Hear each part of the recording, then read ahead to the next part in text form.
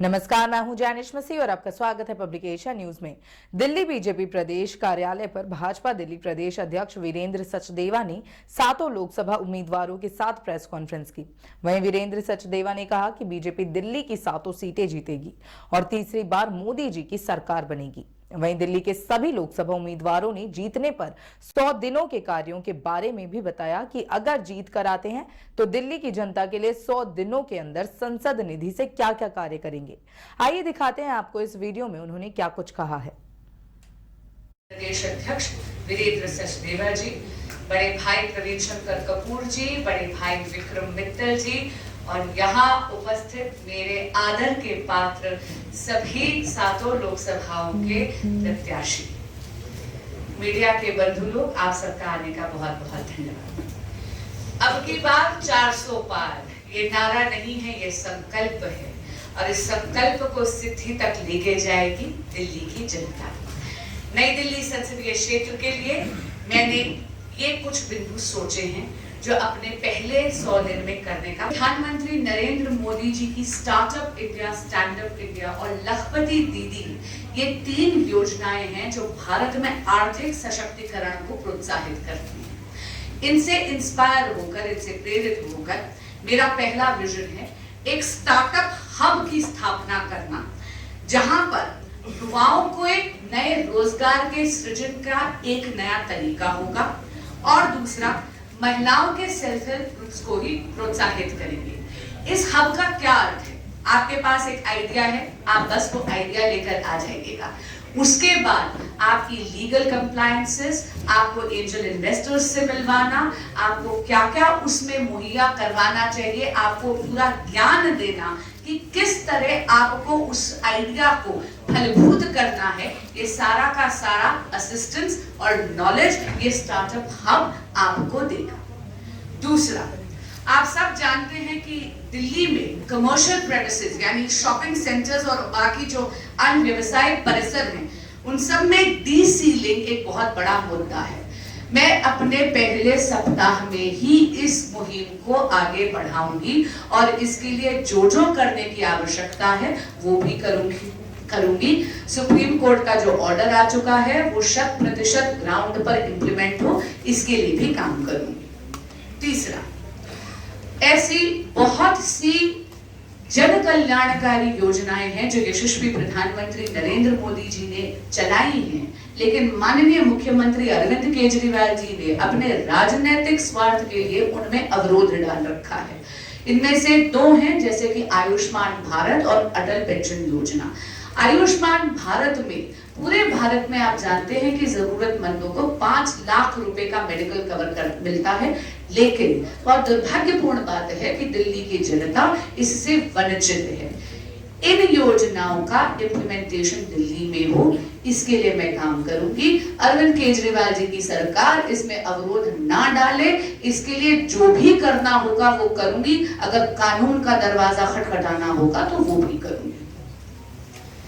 नई दिल्ली संसदीय क्षेत्र में जैसे बाकी दिल्ली में ट्रैफिक एक बहुत बड़ी समस्या है। अभी प्रवीण भाई ने, हमारे यशस्वी अध्यक्ष वीरेंद्र शंकर कपूर जी, विक्रम मित्तल जी और भारतीय जनता पार्टी के सातों प्रत्याशी अपनी बात रखने के लिए इकट्ठे हुए हैं।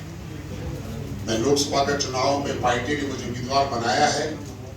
प्रधानमंत्री नरेंद्र मोदी जी ने अपने इस कार्यकाल के अंदर नरेला के अंदर एक होम्योपैथिक अस्पताल 50 बेड का बनाकर दिया। उसके अलावा बकोली गांव के अंदर एक NIT जो बहुत बड़ा प्रोजेक्ट है उसको उन्होंने पूरा करवाया और अनेक काम बहुत हैं जो होने बाकी हैं। वहाँ के यह हमारी ग्रामीण पृष्ठभूमि की सीट भी है।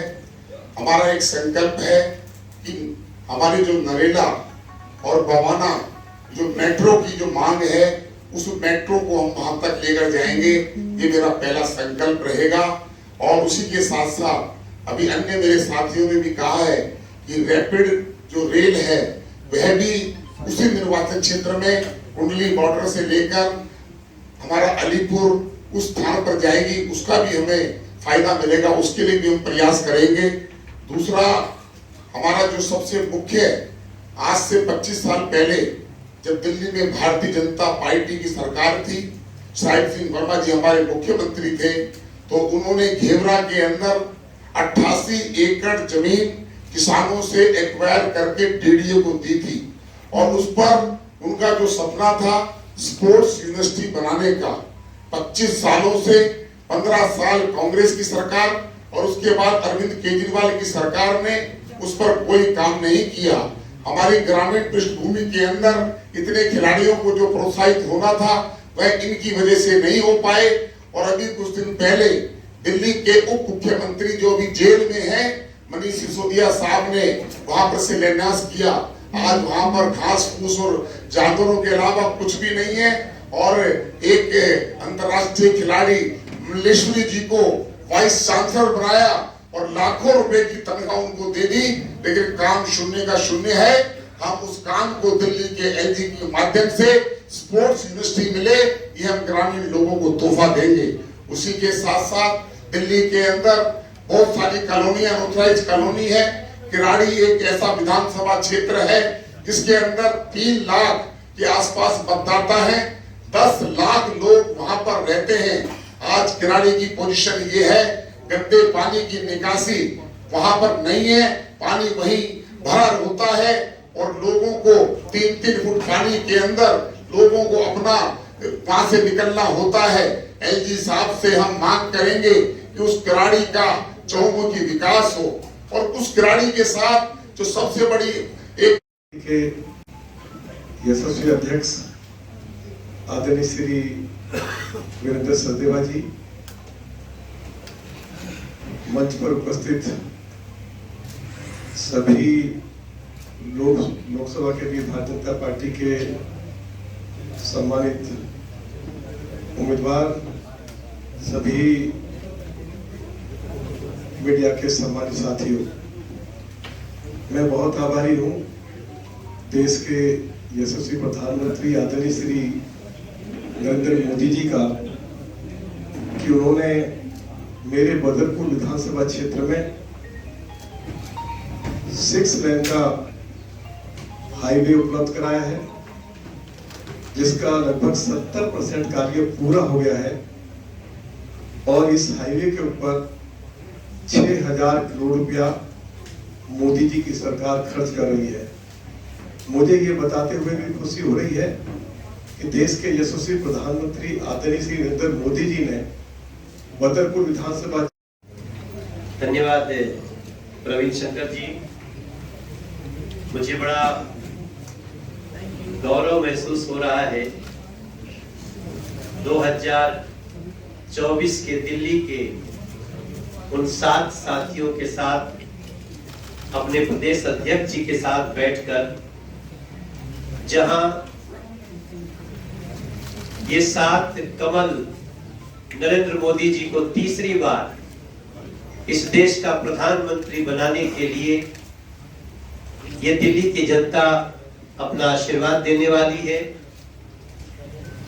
मैं बहुत संक्षेप में अपनी बात कहूंगा।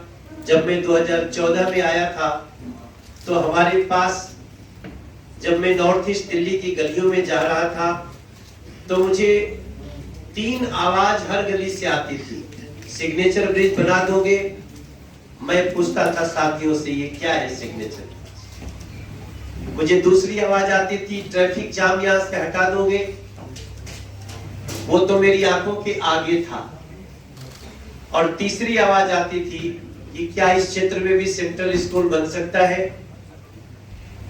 आज जब मैं आपके सामने बैठा हूं, मैं अपनी नॉर्थ ईस्ट दिल्ली से तीसरी बार प्रत्याशी के रूप में हमारे विश्वमान्य नेता, दुनिया की आशा और विश्वास के केंद्र, भारत की आकांक्षाओं के जो सबसे बड़े पैरोकार हैं, उन्होंने जो मौका दिया है हमारे राष्ट्रीय अध्यक्ष जेपी नड्डा जी ने, मैंने पहले 5 साल में ही सिग्नेचर ब्रिज बना करके ही मैं लोगों से मत मांगने गया और तभी एक शुरुआत हो गई थी हमारे क्षेत्र को डीकंजेस्ट करने के लिए, ट्रैफिक कंजेशन से।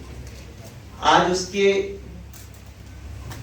मैक्सिमम कार्य जो हमारे नॉर्थ ईस्ट दिल्ली को, आज जब आप यहाँ कनाट प्लेस के पास पंत मार्ग में बैठे हैं तो यहाँ से दिल्ली के किसी लोकसभा में नई दिल्ली छोड़ के जल्दी से जल्दी जाना होगा, तो अब आपको नॉर्थ ईस्ट दिल्ली दूर नहीं होगा, बहुत पास है। मैंने सिग्नेचर ब्रिज बना के दिया। हमने पहली बार मेट्रो हमारे क्षेत्र में, हम ही उसमें बैठ के आए सांसद के रूप में।